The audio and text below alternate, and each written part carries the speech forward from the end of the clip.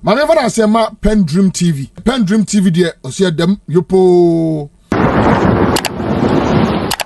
We would like to go through the polls he gave us yesterday. Sorry, he gave us how many days before the election? I think 4 days before the election. It was like Thursday. 27th? Or Friday. It came out, I think, Friday. Friday morning, yes. Okay. So, Bright, if you can just, give us a slides of the polls. No, let's start from the methodology. That's most important, please. Methodology is the most important. So let's put that on the screen. And then, Bright, we need the methodology. So give us that slide. The first or second slide. I think that's the second slide. Because you have the intro, it should be, and then you have... Before that. Yes. This chart actually shows, I can talk through it. Yes, okay, so we have the that. Methodology, let's talk through this first. You just tell the readers of your report how the report was compiled. I will tell you the number of people we engaged, the number of areas we covered, electoral areas we covered. What type of sampling was it? Was it random sampling in the street? Yes, random sampling we did in the street. So when you say that you conducted the research in the whole constituency, but you use a random probability sampling method, what does it mean? It means that the people you meet in the street are randomized. Okay. You pick them at random. At random. Sometimes at certain intervals.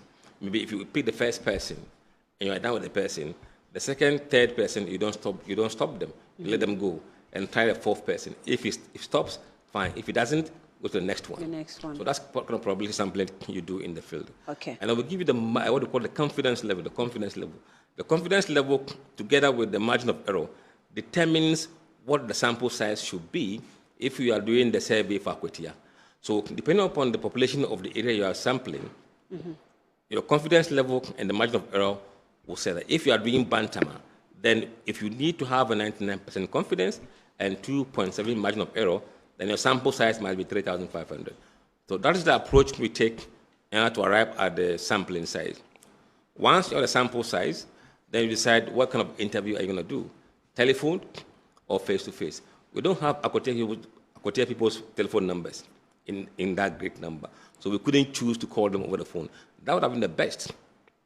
That would have been the best? Yes. The telephone Absolutely. interviews. You always say that is always the best. It gives you accurate. You don't see the other person's face. So you are not influenced by in anything. So you give more honest views when you are doing a telephone survey than face-to-face. Face-to-face comes with some biases. Okay. And then from there, you deploy. When we deploy to these electoral areas, we weight the sample we assign to each area based on the number of people who vote in that electoral area. So the biggest electoral area you will see was New Wenchi. That's the largest electoral area in Akwatia. Okay. Then you come to Bodia, I think Bodia East. Then you have New Wenchi is where the late NSCME comes from. So you have New Wenchi, the big electoral areas, New Wenchi. You have Bodia East, Bodia West. You have Apnaman, you have Takrasi, you have Kusi, you have the other part of Akwatia, the Walker, the Saddams, and all those places. Then together you get the Akwatia constituency as a whole. Okay. And then we begin to engage people in the field. Okay. Let's go through the slides now. Okay, so this is the next one. This just shows you what I've just discussed, the electoral areas and how many interviews we deployed in those areas. We can go next. Okay, next slide, please. In the next slide, you can go to what you call the demography, the gender. How many women were part of the respondents and how many were female? As you can see, 47% were male and 53% were female. Female were slightly more than the male in the Akwatia constituency. Randomly, we picked, that's what we got. And then you have maybe the age group. Please move as fast as you can. The age groups, and you have the 18 to 24 years being 6%, and then you have those who are 25, 34. So you can see that almost close to 80% of the voters in Akwatia are below, 44 years. It means it's a very young population. You don't have them in the age profile to structure the population. So it reflects more or less what we see in the country. The national poll. And then you have the education. This is very important. Junior high is 29%. Then you have senior high to be 28%. And then tertiary, 28%. And no formal education, 15%. If you add the 28 in the middle, you have 56%. It means more than half of the voters in Akwatia we interviewed were either senior high or tertiary level qualification holders. How does that affect the voter population? And are they in the state of making the right decisions? The more enlightened you are, the better decisions they can make. But they understand issues. Yes. Better than junior high school. You can imagine if... So that's what we got. Junior high is 29%, no education 15%. So if you add these two, you get about 44% being junior high or no formal education, or no formal qualification. It means Akwatia is elite. They have high number of literacy. Understand that according to the GSS, 28%. Okay. Then ethnic groups, you can see the accounts are dominant, around 76%. And then you can move forward to party affiliation, which was actually what happened on election day. There were more MPP voters in Akwatia than NDC voters. 46% of them were MPP, 41% were MPP, 7% were floating voters, other parties 2%, and not disclosing is 4%. So it's mainly MPP, NDC dominant. Party affiliation. Can you move to the party affiliation slide? Move to the party affiliation slides so that the viewers can follow. The next slide is the party affiliation. MPP was 46, NDC 41. But yes. I'm surprised when I saw the 41 party affiliation of NDC, because that's an MPP stronghold, or if I use the word stronghold. No, Akwatia is swing. Akwatia is swing.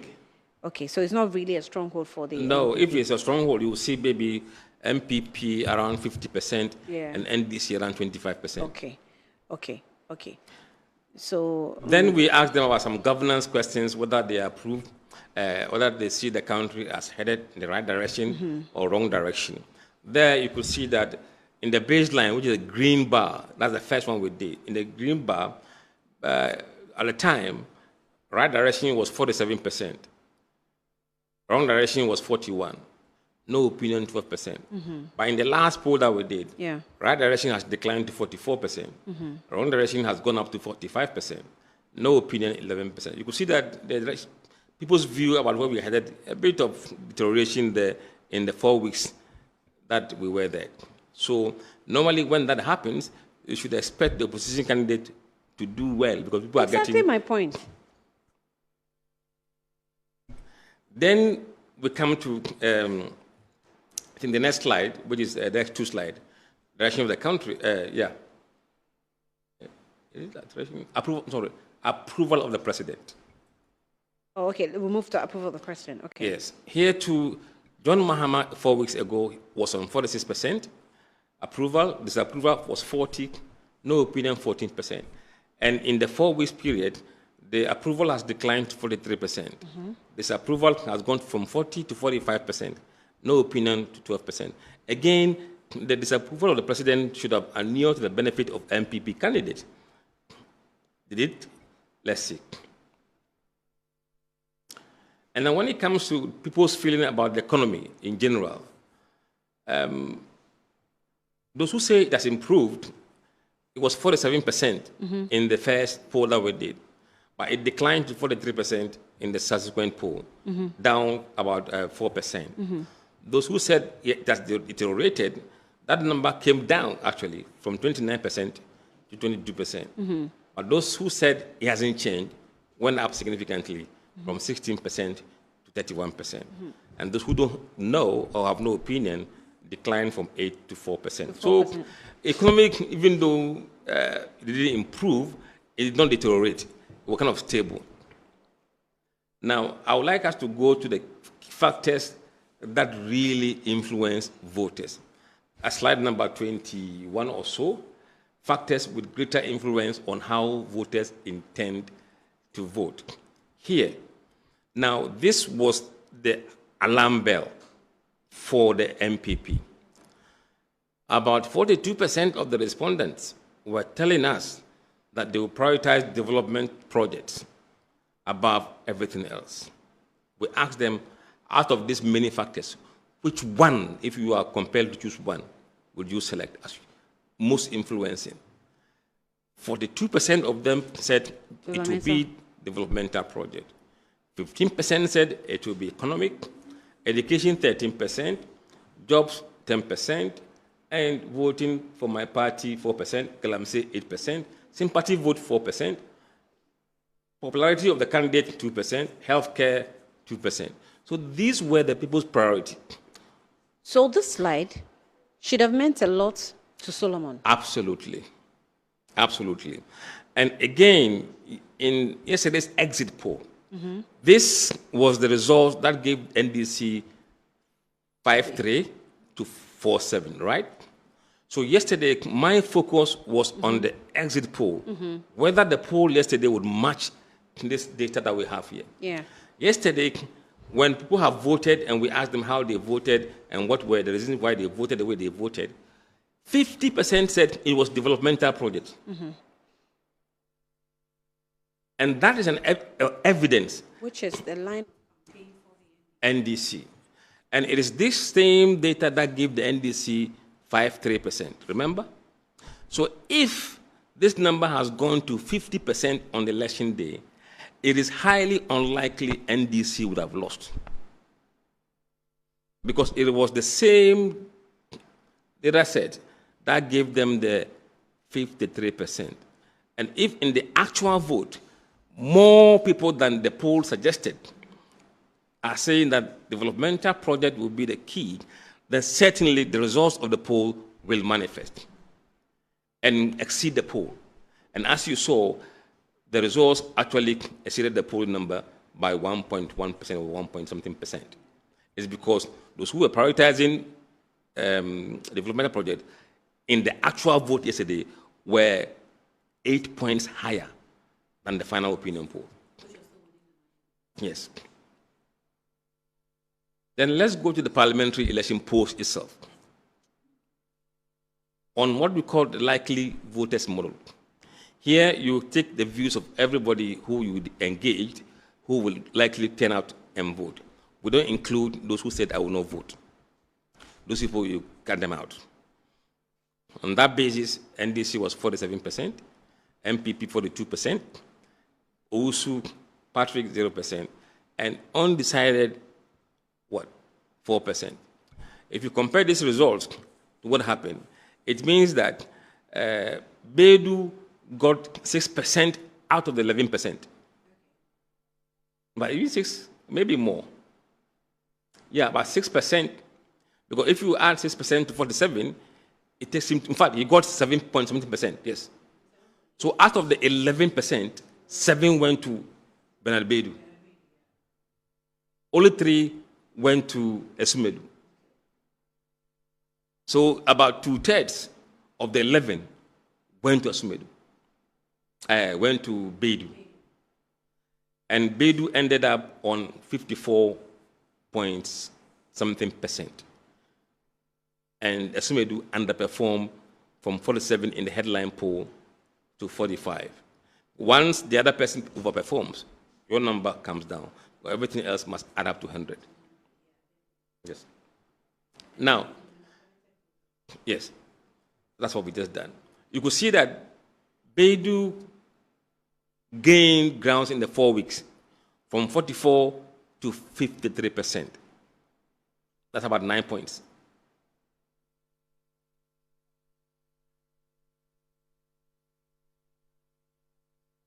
I'm sorry, how were you able to separate the likely voters model from the committed? We just discard those who said I'm undecided. If you take them out, the numbers will be 53 and 47. And here, the model assumes that when they decide, they will follow the same trend of the race. So in discarding, you still take that percentage and distribute. Distribute, yes. Wow. Okay. In the manner in which the race is going. But if the person in the second place loses momentum, then he loses more. That is why more of the undecided went to Beidou. Because as you will see, he was on the momentum. And that was 4 days before the election. So every day he gains ground and the other guy loses ground. I see. Now, what was key was how they were going to perform in the key electoral areas. When New Wenchi, Bodua West, Takorasi, Bodua East, Apinaman, Kwame Kuma, Topreman, Kusi, Amanfrom, Saddam's, Akumani. Yesterday, when the poll numbers were coming, my interest was in Wenchi, Bodua West, Bodua East, Takoradi, Apinaman.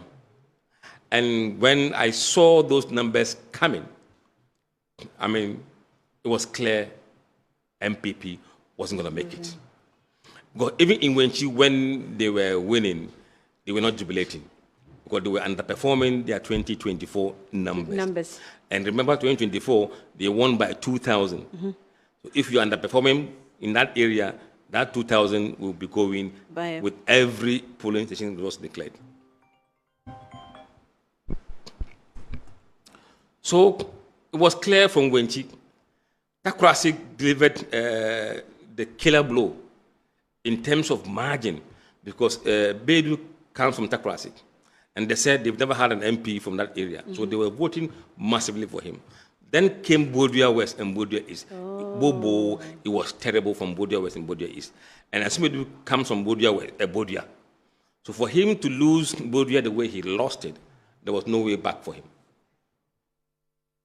I mean, I'm still focusing on the influence, where the influence or factors that influence the voters, decision comes from.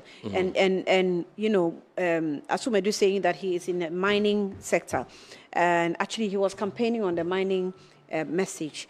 And if you see the factor influencing the decision, mining or Galamsey fell at 8%. But why did you name it Galamsey? Galamsey is illegal, no? Maybe you should have done mining. No, so. Because this is a formal... Galamsey sinks in. Okay. Look, a lot of the mining that is happening in that area is illegal mining. You can hardly even identify the legal ones. Look, when you are going to Accra mine, by the roadside, you just turn your neck, you see pitches everywhere. In fact, people say the Akwatia constituency itself is synonymous with Galamsey. It's been a mining area for a very long time. It used to be diamond during the GCD time, that surrounding the Akwatia, but diamond appears to have suddenly disappeared, and now gold is what gold that is covering. If you come to a primary like this, heavily gold and the surrounding areas, gold mining. In fact, the river that we used to go and bath in there completely destroyed. It's gone. So it's mining, or otherwise Galamsey. And that question seemed to draw a double-edged sword. There are those who want it tamed, and there are those who want it improved. So those who support Galamsey would like it, will see it's a key issue for them. And those who oppose it because of the environmental impact will be negative to it. So if you look at those who support Galamsey in terms of those who say Galamsey is a project for them and their age groups, if you look at those in the middle, they are the ones who oppose, those in senior high and tertiary. But those in the junior high and no formal education, they are the ones who support. Yeah, they should allow them to. Yeah. Okay. All right. So let's wrap up the slide. We jump to, I think, changes the key electoral areas. Okay, let's look at the changes in the key electoral areas. In terms of Beidou, between the first poll and second poll, he lost grounds in Saddam's by 23%, and MPP gained 27%. In Amanfrom, he lost 8%, but MPP gained only 1%. The other 7% went to others and undecided. Yeah. In Kusik, NDC gained 18%, MPP lost 29%. In Topreman, NDC lost 18%, but MPP didn't gain that 18%. They went to undecided.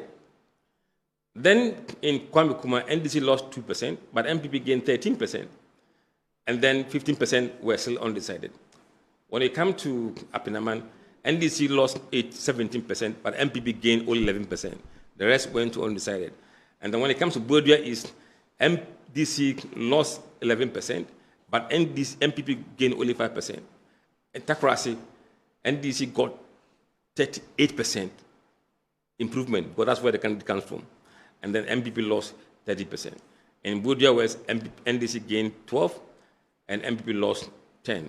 And also in Niwenchi, NDC gained 18%, and MPP lost 28%. And this was what we saw from Niwenchi yesterday. The numbers that was coming, it wasn't what they were expecting. So the exit polls, yes. Do you consider this as well? No, we tend to compare the exit poll yeah. with this one. Yes. You see how far they were. In most cases, they were aligning. They were very aligning. Yes. Wow. They were aligning. Okay. So I think we'll jump this key voting demographics.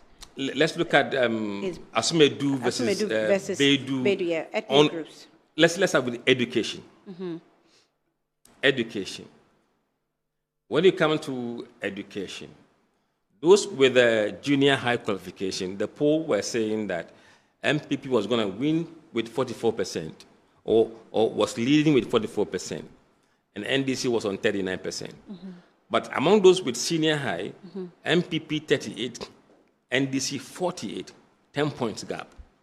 When you come to those with tertiary level qualification, NDC was 53%, MPP 39%, a whopping 14%. Yeah. We've made this argument that we've seen it time and time again that people with higher level qualification in this country are now supporting NDC candidates and NDC.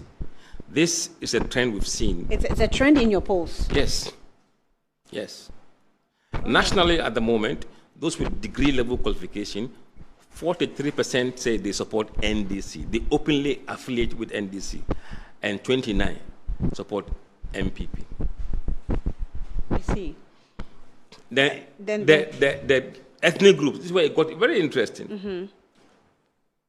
Among the accounts, who account for around 76% of the population, accounts, MPP was 44%, NDC 42%. The margin of error, remember, was 2.7.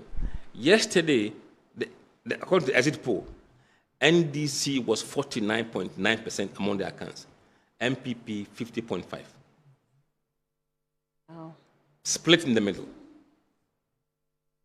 So the advantage MPP had among the accounts was completely wiped out. I mean, if you are doing the analysis of more persons with higher education are aligning with the NDC in the trend you're observing, then you should know that the factor of ethnicity is going to be minimal.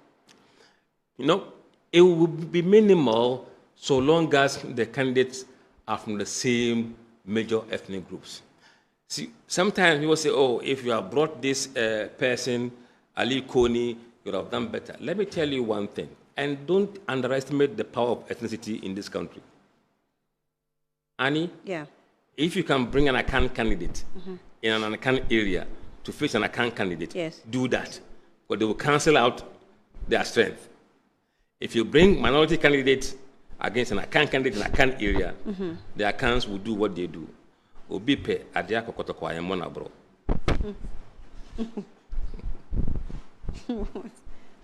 To wait.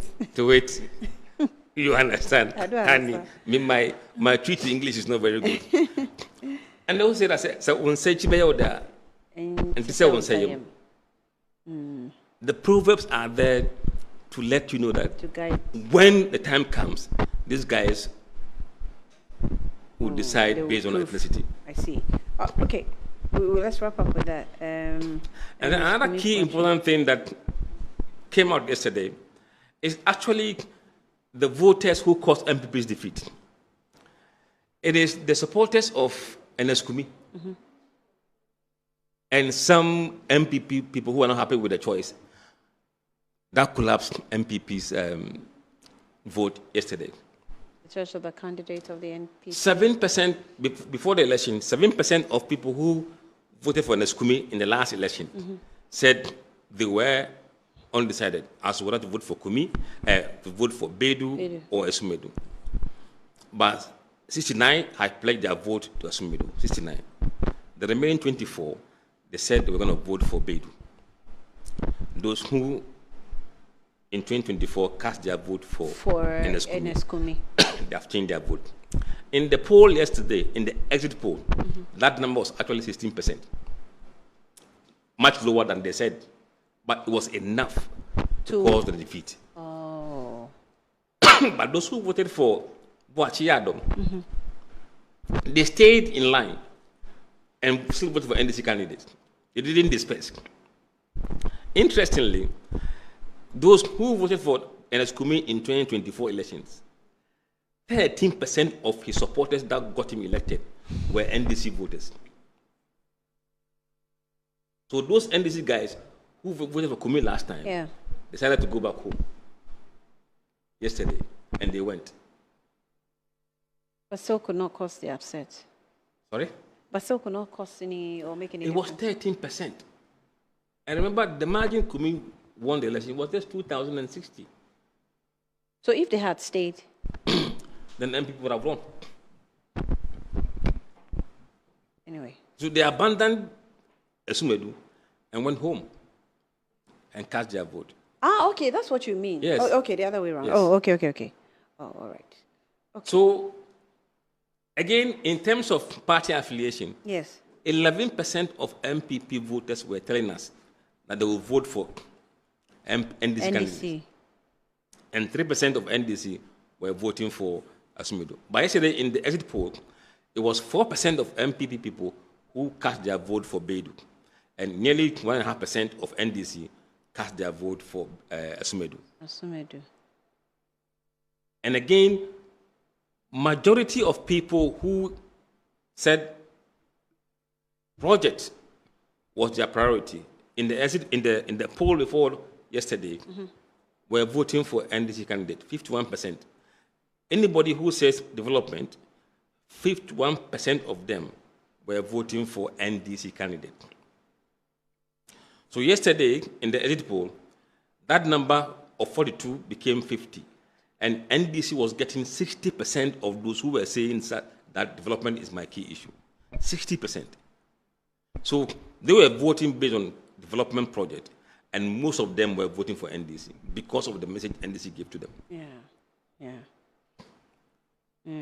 Yeah, because if you look at the key issues that they were looking at, development was the largest, was the biggest. Okay. Mr. Dankwah, before I let go of you, I think we'll pick just 2 slides of the voters' preference for MPP leadership in 2028. Hey, I thought this is just Akwatia. It's just Akwatia, but Akwatia. All right. Take us through. I'm sure you're going to conduct another one before they go to the polls. Whilst we go to any place, we take the chance to ask questions to see the views of those people in the area. So we did ask them about what they think about the MPP's flag bearership race. If they were delegates and they were asked to choose a candidate, who would they prefer to lead NPP? In Akwatia, you have Baumia on 42%, Kennedy on 36%, Banachampon on 2%, Educhum on 10%, and other candidates 9%. But if you compare this current result to the previous one, you will realize that Baumia barely went up 1%, but Kennedy went up 3%, from 33 to 36. Banachampon dropped from 4% to 2%. And then Educhum went up from 9% to 10%. And others declined from 13% to 9%. I see. So that's within the Akwatia terrain. Yes, that's yes, what you yes, got yes. it there. Okay, so I think when the right polls are out, we'll get the details of that. But let me ask a last question before you take leave of us. When you are attacked, How do you feel? No, I take it very lightly. You do? No, I don't take it serious at all. I sometimes try to create a joke about it and laugh about it. And sometimes when I want to laugh, I go to social media and look at the comment and the insult and laugh. I don't take them serious at all. It doesn't get to me. I see. Because I know I'll always have the last laugh. So who's your best friend in politics today? Friend? I don't have friends. Look, I have... Annie, I don't want to have political friends. You don't have political friends? No. You have social friends? I have people, in fact, 2 or 3 people that I know, they are, but one person I know is my friend. Right? When you come to his house, you see me. I don't go to places. I don't have many house friends, just people that we speak. But I'm just kind of, no political friends. Ask for them out. Mr. Mussa Dankwah, well, thank you this afternoon. Thank you for your time. It's my Thanks pleasure. for, coming through. What? Okay, so the production team say I should ask you if you can give them some betting odds. Yesterday, I think there's been a trending issue on social media, whether I can help the boys with some odds. But seriously, is this something you can do? No. You can't? No. Okay. But the bets does not depend on people's view that I can sample and see the likelihood and of come those. To a conclusion. No. Plus the football match. You can't really... Look, and teamwork. One person takes a bribe and you are beaten. And here I would like to quote General Mosquito. Said the only sport he likes is boxing. Because nobody takes a bribe to be beaten. to be beaten. But in football, the 11 players, one will go and take the money, and then he will concede a goal, and the whole team will lose. Boxing, one-on-one, no bribe taking, case closed. If you take the bribe, you're beaten alone. You take the whippings alone. Anyway, thank you. Thank you. I'm not PENDREAM TV. Now, so far so good. Say open online portal e Ghana. Nipa share, nipa follow, nipa comment here. To my best of knowledge, without any biases, PENDREAM TV.